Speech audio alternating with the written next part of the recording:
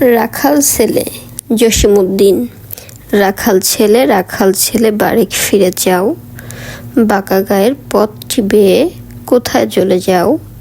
ওই যে দেখো নীল নোয়ানো সবুজ ঘেরা গা, কলার পাতা দোলায় চামর, শিশির ধোয়ায় পা। সেথায় আছে ছোট্ট কুটির সোনার পাতায় ছাওয়া, সাজ আকাশে ছড়িয়ে পড়া আবির রঙে নাওয়া। সেই ঘরেতে একলা বসে ডাকছে আমার মা, সেথায় যাব ও ভাই এবার আমায় ছাড়ো না। রাখাল ছেলে আবার কোথা ধাও, পূব আকাশে ছাড়লো সবে রঙিন মেঘের নাও। ঘুম হতে আজ জেগেই দেখি শিশির ঝরা ঘাসে, সারা রাতের স্বপন আমার মিঠেল রোদে হাসে।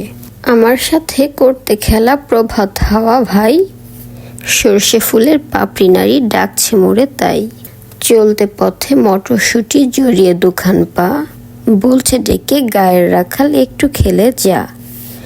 সারা মাঠের ডাক এসেছে খেলতে হবে ভাই, সাজের বেলা কইব কথা এখন তবে যাই। ঠিক আছে সুকুমার বড়ুয়া। অসময়ে মেহমান ঘরে ঢুকে বসে যান, বোঝালাম ঝামেলার যতগুলো দিক আছে। তিনি হেসে বললেন ঠিক আছে ঠিক আছে।